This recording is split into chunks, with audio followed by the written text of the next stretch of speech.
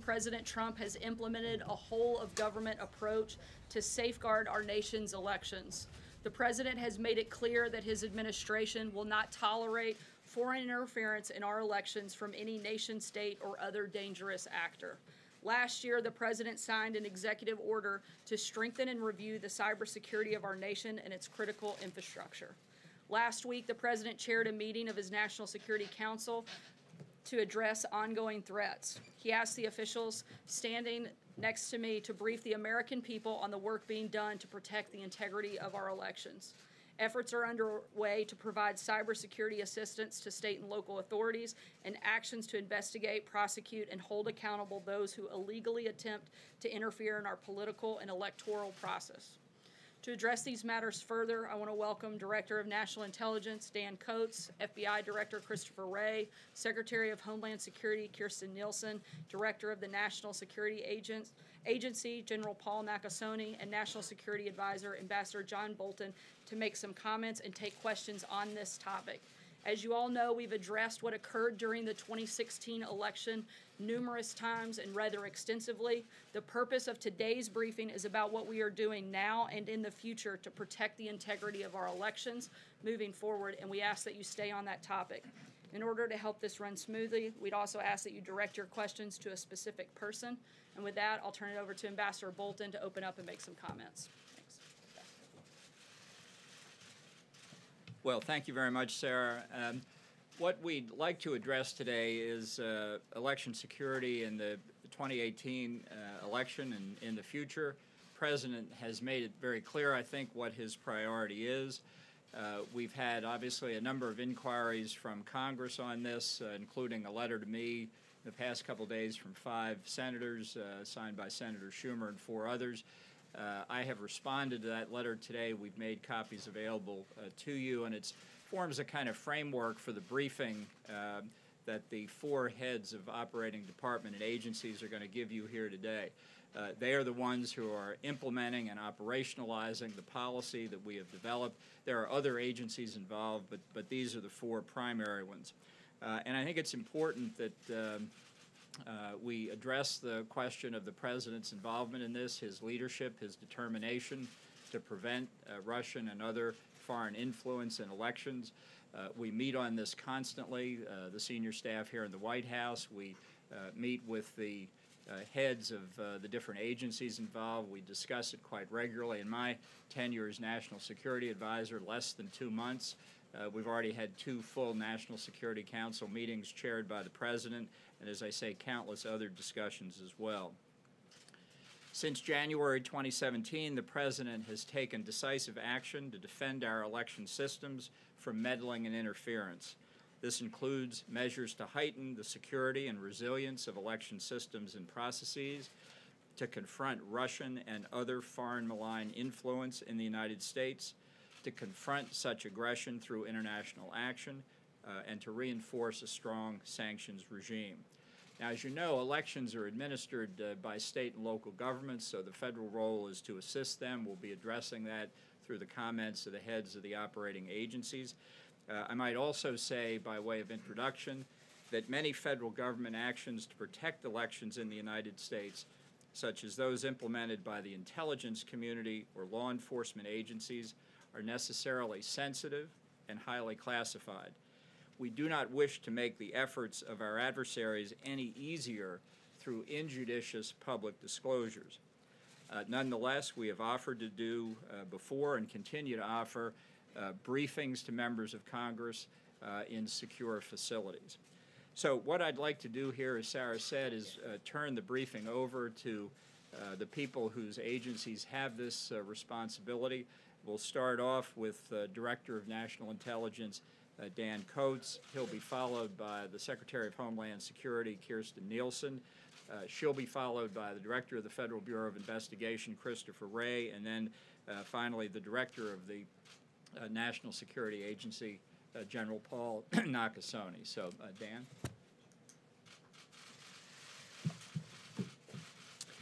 Well, as Director of National Intelligence, I would like the American people to know that the intelligence community and all of its agencies are postured to identify threats of all kinds against the United States. The President has specifically directed us to make the matter of the election meddling and securing our election process a top priority, and we have done that and are doing that and will continue to do so. We have incorporated the lessons learned from the 2016 election and implemented a broad spectrum of actions to share more information across the federal government, as well as with state and local governments, and also with the public and the private sector. The intelligence community continues to be concerned about the threats of upcoming U.S. elections, both the midterms and the presidential elections of 2020. In regards to Russian involvement in the midterm elections, we continue to see a pervasive messaging campaign by Russia to try to weaken and divide the United States. These efforts are not exclusive to this election or future elections, but certainly cover issues relevant to the election. We also know the Russians try to hack into and steal information from candidates and government officials alike. We are aware that Russia is not the only country that has an interest in trying to influence our domestic political environment. We know there are others who have the capability and may be considering influence activities. As such, we will continue to monitor and warn of any such efforts. I am committed to making sure that the intelligence community is working together in integrating across organizations and missions and seeking greater transparency with the public. The ODNI has instituted a broad spectrum of actions covering collection, analysis, reporting, education, and partnerships, all designed to provide the best threat assessments to federal, state, and local officials, as well as to the public and private sector when necessary. For example, my office leads the interagency working group, now meeting weekly as a push towards November, with Department of Justice, FBI, Department of Homeland Security, CIA, and NSA, inclusive of regional cyber and counterintelligence experts, all focused on ensuring election security and integration of our efforts. The intelligence community's focus right now is persistent support to the FBI, to the Department of Homeland Security, and other agencies in their election responsibilities, and my office is ensuring these organizations receive timely and proactive intelligence community support.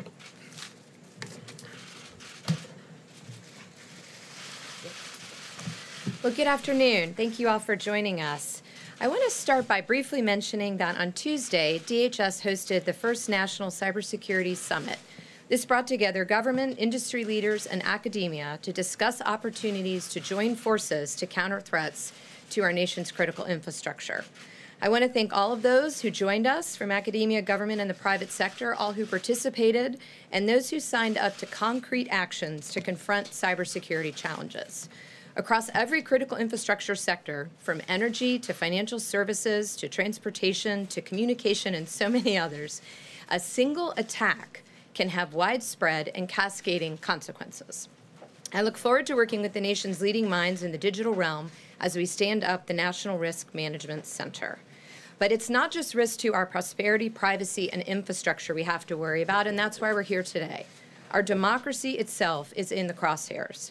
Free and fair elections are the cornerstone of our democracy, and it has become clear that they are the target of our adversaries who seek, as the DNI just said, to sow discord and undermine our way of life. I fully share the intelligence community and the ODNI's assessments, past efforts, and those today to interfere with our election and of the current threat. Our adversaries have shown they have the willingness and capability to interfere in our elections. DHS has and continues to work closely with state and local election officials throughout the country by offering a range of services to help identify weaknesses in their election systems. Whether it's offering no-cost voluntary technical assistance or sharing best practices for securing online voter registration databases, or providing technical advice on ransomware and destructive malware, our department stands ready to provide tailored support based on each jurisdiction's unique needs. This is yet another example where one size does not fit all. I am pleased to inform you that to date, all 50 states, the District of Columbia, and over 900 local governments have partnered with DHS in order to bolster the resilience of the nation's election infrastructure. Various states also have organic capabilities and are engaging with the private sector and academia to improve the security of elections. Election infrastructure is not a destination. It requires aggressive and ongoing vigilance. Everyone must play their role to ensure that every vote is counted and is counted correctly. All of us up here today, members of Congress, state and local election officials, and the public. As all of us up here today gain new insights into potential adversaries and campaigns, we are committed to providing our partners with the government's best intelligence and information available. The progress we have made is real, and the nation's elections are more resilient today because of the work we are all doing. But we must continue to ensure that our democracy is protected. Thank you for being here, and I'll turn it over to Director Wray.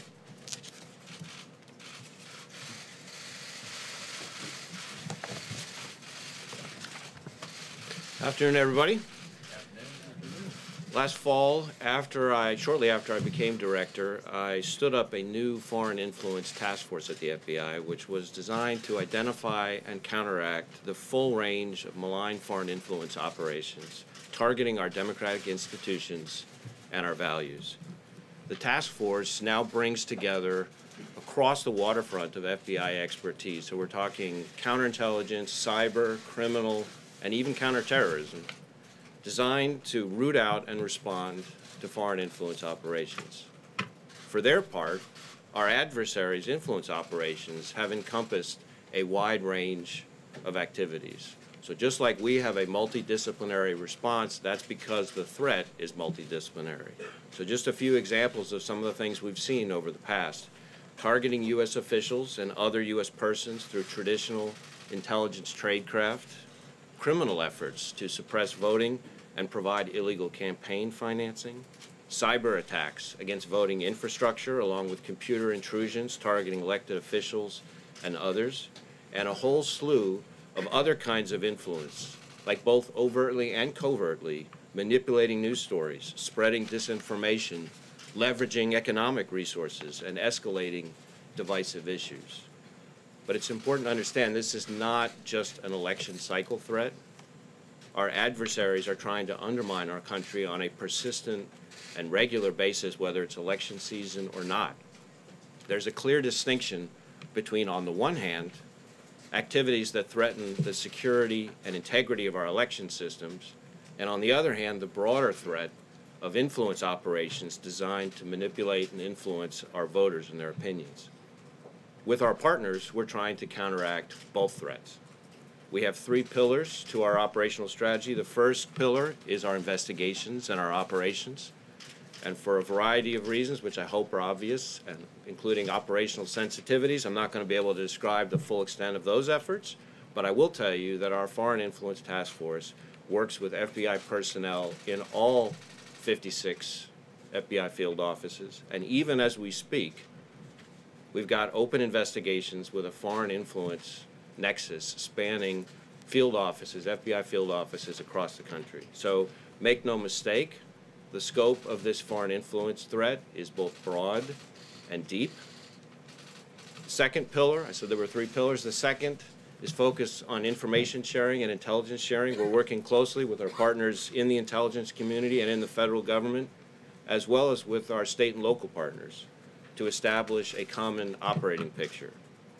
Just last week, as an example, we disseminated a list to our state and local law enforcement partners of various foreign influence indicators for them to be on the lookout for, things like malicious cyber activity, social abnormalities, and foreign propaganda activities.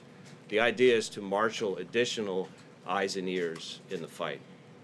We're also working with our international partners to exchange intelligence and strategies for combating the threat, because this is, after all, a shared threat with our allies.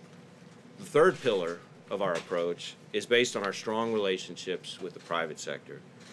Technology companies have a frontline responsibility to secure their own networks, products, and platforms, but we're doing our part by providing actionable intelligence to better enable them to address abuse of their platforms by foreign actors. So this year we've met with top social media companies and technology companies several times. We've given them classified briefings. We've shared specific threat indicators and account information and a variety of other pieces of information so that they can better monitor their own platforms. The reality is it's going to take all of us working together to hold the field because this threat is not going away. As I have said consistently, Russia attempted to interfere with the last election and continues to engage in malign influence operations to this day. This is a threat we need to take extremely seriously and to tackle and respond to with fierce determination and focus. And together with our partners, both those here and some of the other partners we've talked about, I'm confident that we can protect the integrity of our democratic institutions and maintain public confidence in our electoral process. Thank you.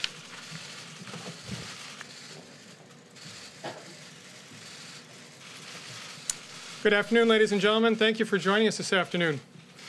I appreciate the leadership and support from the President, the Secretary of Defense, the Director of National Intelligence. I believe our mandate is clear. As part of its mission to defend the nation, the Department of Defense is providing intelligence, information support, and technical expertise to the Department of Homeland Security for use by state and local officials to prevent foreign interference in our elections. This is a vital mission for us and the nation. It draws on our deep experience and expertise in continuing work in this area. Our support has been ongoing and will continue through the midterm elections. We are also providing intelligence and information leads to the Federal Bureau of Investigation on foreign adversaries who are attempting to sow discord and division within the American public. This information is shared with appropriate entities to alert them of malicious cyber actors. U.S. Cyber Command and the National Security Agency are tracking a wide range of foreign cyber adversaries and are prepared to conduct operations against those actors attempting to undermine our nation's midterm elections. These type of operations are sensitive and require confidentiality for success. I won't discuss the specifics except to state that our forces are well trained, ready, and very capable. I have complete confidence in the forces under my command. We will work in conjunction with other elements of our government to ensure we bring the full power of our nation to bear on any foreign power that attempts to interfere in our democratic processes. I'll turn it back over to the moderator. Thank you. As I said at the beginning, if we could stay on topic, and also if you could, when asking a question, direct it to a specific person. And as always, after we finish this part of the briefing, I'll be back to answer other questions on news of the day. John, go ahead.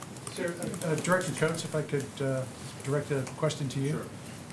Let me take you back, if I could, to Helsinki. The President seemed to indicate that he may believe Vladimir Putin when he says he didn't have any influence in the 2016 election. What is your belief about the Russian government involvement in meddling in 2016? And if, as you say, Russia continues to try to influence our electoral process, does that mean that nothing much came of the meeting with Putin, or is it other than government actors who were involved here? Well, in relationship to the 2016 election, of course, none of us were in office at that particular time, but both the President, the Vice President, I think everyone on this stage has acknowledged the fact that the ICA was a correct assessment of what happened in 2016. We have subsequently made the determination to make this a top priority, that it doesn't happen again, and we're throwing everything at it, and we will have, and we'll be discussing that here today. Relative to my discussions with the President on whatever issue it is, those I do not go public with that. I don't think that's the proper thing to do. So our focus here today is simply to tell the American people we acknowledge the threat. It is real. It is continuing. And we're doing everything we can to have a legitimate election that the American people can have trust in. In addition to that, it goes beyond the elections. It goes to Russia's intent to undermine our democratic values, drive a wedge between our allies, and do a number of other nefarious things. And we are looking at that also. But today we are here to talk about the elections coming up and what we're doing, ensuring the American people will have If I legitimate. could just clarify, so because both you and Director Ray said that Russia continues to try to meddle in our elections. They do. And influence voters. Are we talking about rogue Russian individuals, or are we talking about the Kremlin? I think you can both, and even add to that. Russia has used numerous ways in which they want to influence through media, social media, through bots, through actors that they hire, through proxies, all of the above and potentially more. I can't go into any deep details other than what is classified, but it's pervasive, it is ongoing with the intent to achieve their intent, and that is drive a wedge and undermine our democratic values. Thank you. I have a question for Director Ray. Thank you. The special counsel, Robert Mueller, has indicted more than 20 Russian officials based on work by the FBI for meddling in the 2016 election. Now, the president has tweeted that investigation by the special counsel is a hoax and should be shut down. I know you've said that you don't believe it is a hoax, but why would the American people believe what you're saying about the FBI when the president says that the investigation by the special counsel is a hoax, and when the press secretary yesterday said that there was a lot of corruption within the FBI? Do you have any response to those statements coming from the White House? Well, I can assure the American people that the men and women of the FBI, starting from the director all the way on down, are going to follow our oaths and do our jobs. Sarah. Thanks, Sarah. I have a question for Director Coates. Director Coates, how would you characterize the current Russian efforts to meddle in the 2018 election relative to 2016? Is it more intense? Do you see those efforts focused on a particular party? And in general, is the pace of those operations in any way relative to 2014, 2012, or is it more intense? Relative to what we have seen for the midterm elections, it is not the kind of robust campaign that we assessed in the 2016 election. We know that through decades, Russia has tried to use its propaganda and methods to sow discord in America. However, they stepped up their game big time in 2016. We have not seen that kind of robust effort from them so far. As I mentioned publicly sometime just a few weeks ago, we're only one keyboard click away from finding out something that we haven't seen up to this particular point in time. But right now, we have not seen that. To follow up, sir. Do you see it directed to any particular party? The current 2018 efforts. Is there any particular party that is benefiting from current 2018 Russian efforts? What we see is the Russians are looking for every opportunity, regardless of party, regardless of whether or not it applies to the election, to continue their pervasive efforts to undermine our fundamental values.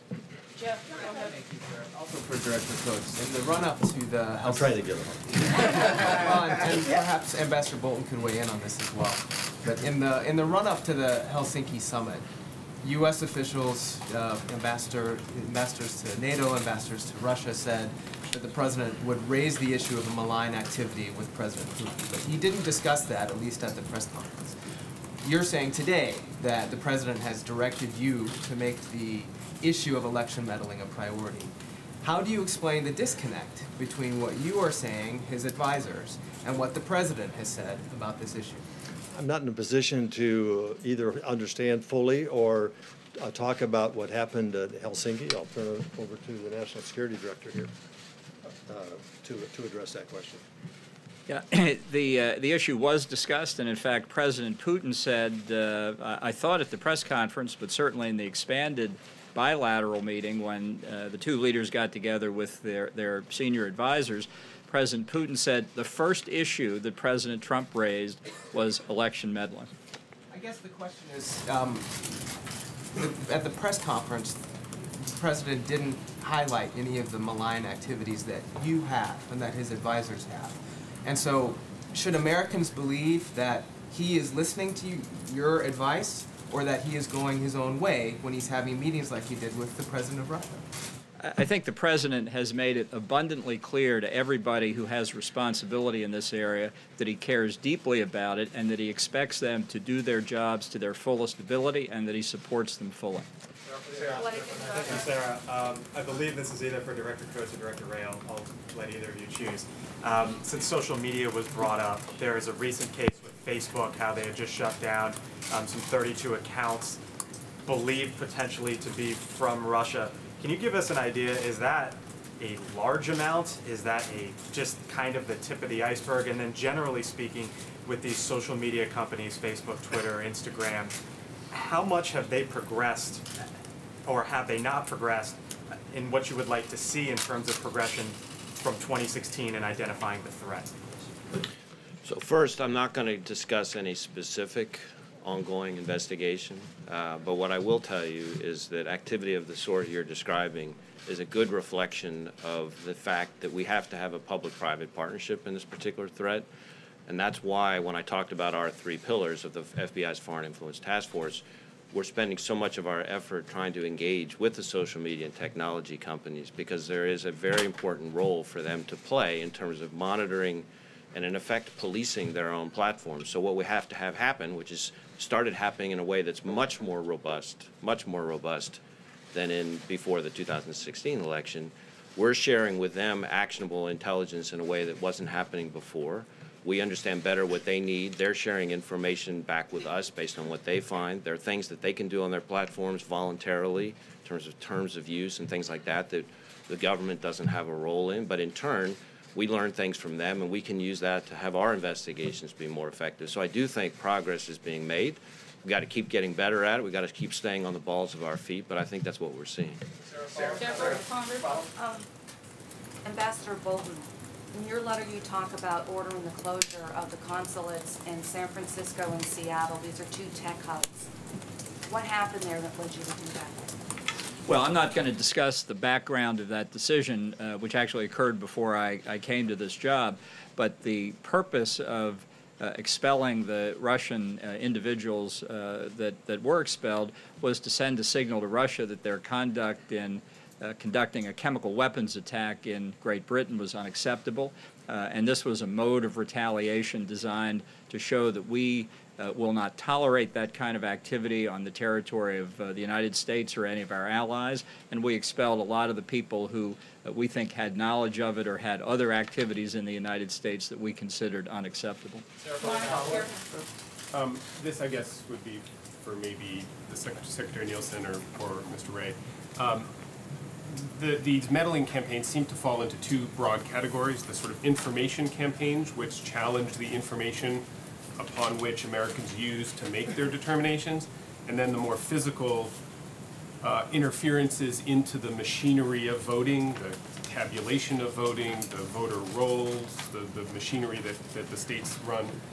Can you guys describe what you're seeing specifically in the run-up to this coming election in both of those areas? Do you worry more about one than the other? Are there specific threats that maybe you can't even talk about, but that you can say there have been specific threats in both of those categories, so that, and how should Americans process that, where we're going to go to the polls in a few months? Should people be confident that when they pull the lever, they're secure? Well, I think we've said this fairly consistently, that in the context of 2018, we are not yet seeing the same kind of efforts to specifically target election infrastructure, voter registration databases in particular. What we are seeing are the malign influence operations, in effect information warfare that we've talked about, and that's a 24/7, 365 days a year phenomenon that doesn't turn necessarily on whether or not we're in the middle of an election season or not. But as Director Coates said, any moment is just a moment before the dial can be turned up one, much as we saw in 2016. Again, not in terms of affecting the vote count, but in terms of potential penetration of voter registration databases or something like that. And that in turn can be a vehicle for them to try to sow discord or undermine confidence. And we have to make sure we're pushing back on it, which is what we're doing. Sarah. Yeah, so just to add, so the way that we're splitting it, we're all partnering together, but your question just shows a little bit of the division of labor. So DHS is focused on the election infrastructure in support of state and locals that have the primary responsibility, and then we support the FBI's efforts in countering foreign influence. But with respect to the infrastructure piece, we have seen a willingness and a capability on the part of the Russians, and so we are working very closely with state and locals to ensure that we're prepared this time round. Part of that is encouraging states to have auditability. So to get to that one part of your question, whatever happens, we want to assure Americans the day after that their vote was counted and it was counted correctly. So regardless of what might happen, we will be prepared, but we also want to make sure we have that auditability. Secretary Nielsen, would a government shutdown on October 1st affect any of these efforts? Election. So what we have done, as you know, is in 2017, DHS designated election infrastructure a critical infrastructure subsector. So we prioritize efforts. So any state that requests a vulnerability assessment, a hunt team, best practices, hygiene scans, et cetera, we will continue to prioritize within our budget. So thank you. We'll take one last Sarah, this is for the director and for the general. Can you unpack a little bit more about what you said there? You said there was a question for the director and a question for the general separately. Can you give us a better sense of who specifically has been targeted? We know at least 2 senators have said that they've been targeted by hacking or by people impersonating government officials. Is it members of the Senate, members of the House? Is it Democratic and Republican campaigns? And then a separate question for the general. We follow a procedure that's been agreed on some time ago in terms of when we receive this type of information, it is processed through the leadership of the respective House or chamber, Senate chamber, and then disseminated down to the individual member who was targeted.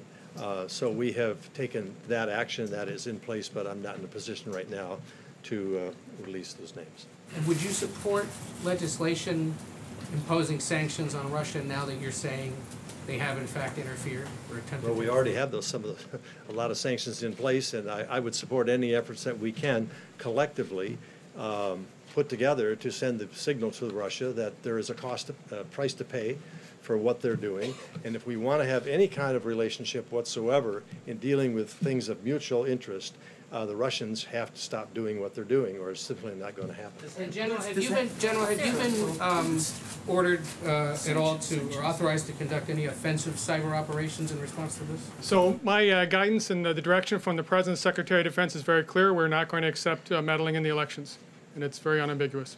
Will there be additional sanctions for the 13 Russians that were indicted? Thank you all very much. We really appreciate you being here today. Can you explain that we still don't know what happened in Helsinki as the Director of National Intelligence? We'll take a couple more questions on other topics today. Jill, go ahead. Thank you. I want to ask about the president's tweet on North Korea. He was addressing Kim Jong-un, and he said, quote, "I look forward to seeing you soon."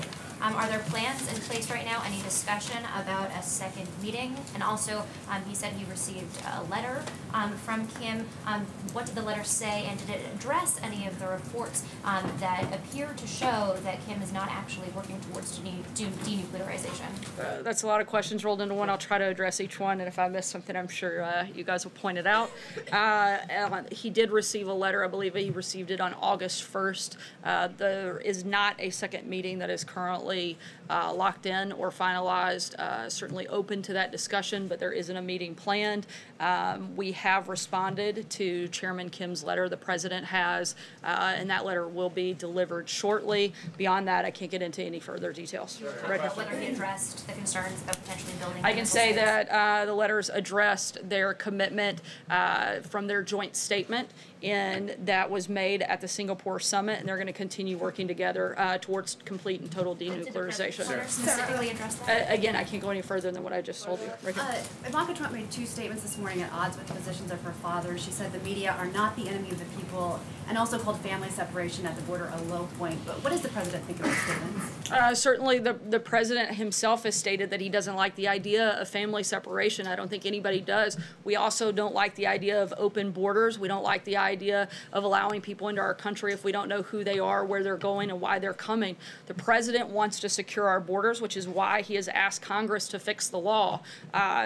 We haven't been unclear about what our position is here. We want to secure the borders. We want to change the law. It's Congress's job to do that. We'd like them, particularly Democrats, to stop playing political games and step up and do their jobs. And on the press being the enemy of the people or not? The president's rightfully frustrated. 90% of the coverage on him is negative, despite the fact that the economy is booming, ISIS is on the run, and American leadership is being reasserted around the world. Just this week, the media refused to cover his remarks in Florida, highlighting efforts on workforce development. In fact, the pooler for the press said that there was no news made, despite the fact that the governor of the state joined with dozens of businesses across the state of Florida to announce thousands of new jobs. That may not be news in Washington, D.C., but I can assure you that it's news in the state of Florida, that people that didn't have a job before this president took office have better opportunity and the opportunity to have a job moving forward. That's actually real news and something that people in the state of Florida and across this country appreciate,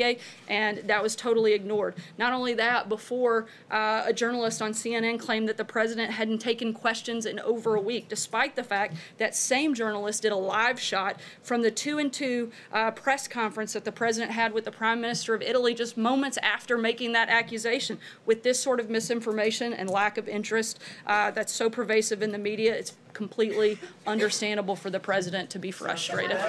John Decker. Sorry, John Decker, go ahead. Thanks a lot, Sarah. I wanted to ask you about the conference call that took place yesterday involving U.S.-China trade relations. Is there a timeline as to when or if the president may pull the trigger and impose harsher sanctions on China, harsher tariffs on China? We're continuing to monitor that process, and when we have an announcement on that, we'll certainly let you know. Jonathan? Is the goal at the end of the day, really quickly, is the goal at the end of the day to get China back to the negotiating table the way they were at the negotiating table with American trade officials just a few months ago? The goal at the end of the day is to end the unfair trade practices that China has engaged in for decades and that the administrations before this president have ignored. Jonathan. Returning to the question of election security, the president has said other people also may have been involved in the efforts to interfere with the 2016 election. Did any of the people that we saw up here, has there been any evidence from the intelligence community that there were others besides Russia that were involved in election meddling? Certainly we know there are others, and we know that there are others that are considering making attempts in 2018, which is what our focus is moving forward. As you know, none of us were here in 2016, but we're here now, and the individuals that were standing up here just moments ago, the focus and the full weight of the government asked by the president and directed by the president is to protect the election infrastructure in 2018 and moving forward, and that's exactly what we're going to do. But who were the others? Who were the others that were involved in interference? I can't get into specific details, but our intelligence shows that there are a number of others that are looking at and considering engaging, particularly in 2018. And he also said that they're trying to help Democrats. He suggested that the Russians would be trying to help Democrats in the midterm elections. Has there been any evidence whatsoever that Russians are trying to help Democrats in 2018? Well, I think you can see just from what took place over in the Facebook. I know Director Wray wasn't at liberty to speak about the specifics, and I can't get into a lot of them, but I can tell you that a number of them were anti-President Trump, and that certainly isn't helping Republicans. John? Sarah? Sorry. Oh, I'm sorry, I called you before. Sorry, go ahead. I wanted you to respond, if you could, to the CAFE standards rule that was proposed by the administration today. The 20 states attorney general that have already said that they will sue this administration. This is part of their complaint. They say, freezing or weakening these standards put the health of our children, seniors, and communities at risk. It also increases the rising cost of climate change for our states. The administration's response would be what? That the reporting that we're reversing Obama-era fuel efficiency standards and preempting the tougher California standards is simply false. What the EPA released yesterday was a notice of proposed rulemaking, not a final rule. The notice lays out a series of options for how to go forward with CAFE standards, and the notice asks for comments on the range of options. We're simply opening it up for a comment period, and we'll make a final decision at the end of that. On the move from 10 to 25%. I'm sorry? On the move on tariffs, potentially from 10 to 25%, what was the thing that made the president say this is why why I want to do it. Again, the president's been clear. He's going to hold China's feet to the fire, and he wants to stop the unfair trade practices. Emerald. Hey, Sarah, since you attacked our news organization, Emerald, go ahead. Can I get a question from you? Sorry, I'll come to you next, Jim. Okay, Emerald, go ahead. Going back to election security, the other night in Tampa, the president mentioned voter IDs for elections. Going forward with election security, is the administration looking at proposing a voter ID law or pushing a voter ID law? I'm sorry, what was the last part of your question? There's a lot of feedback, so I'm having a hard time hearing in the Is back. the administration, as part of this election security push, also looking to do a voter ID law to try to push something like that through Congress? Look, we're looking to do everything we can at this point to protect the 2018 elections, the integrity of those elections, and moving on beyond 2018 to 2020 and after.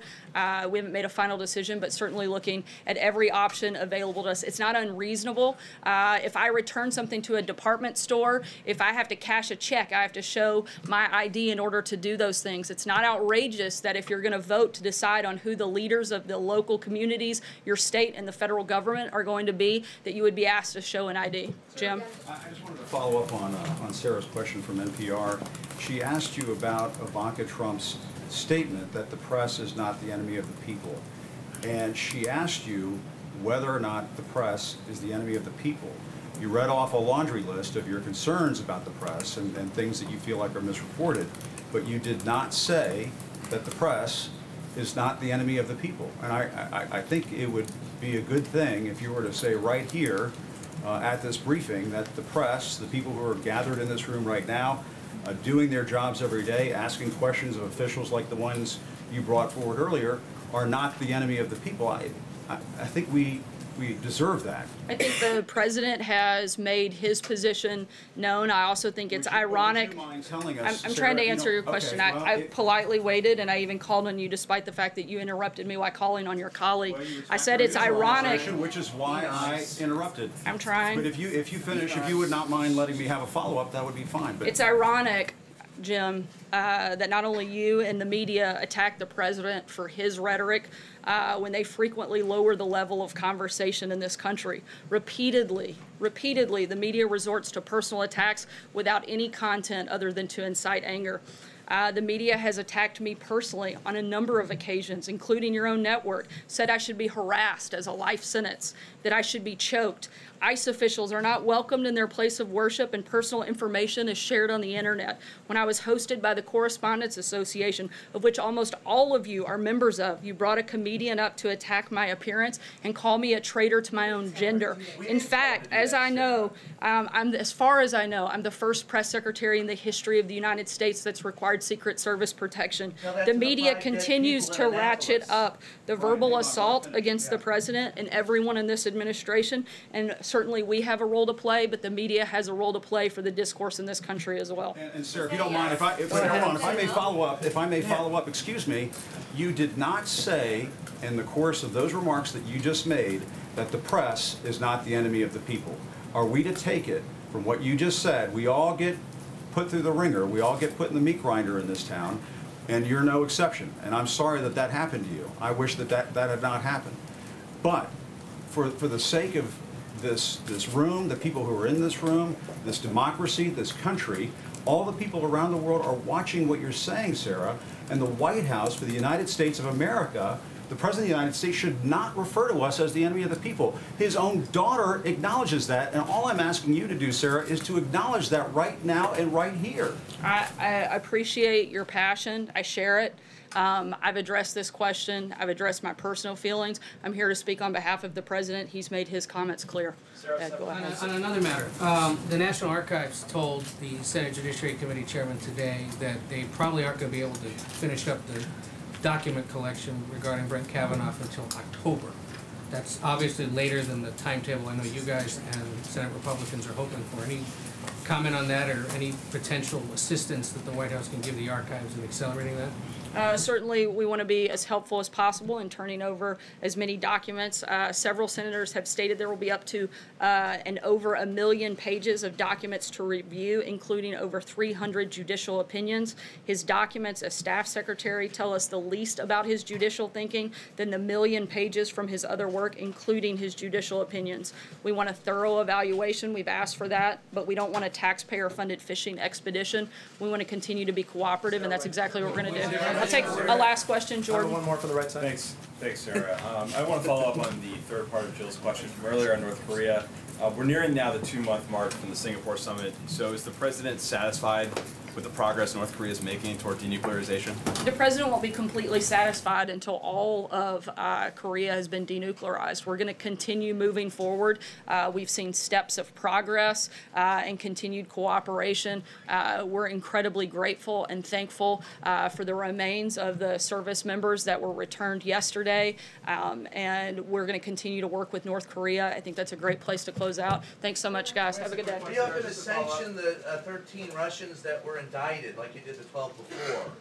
Do you address that issue, please?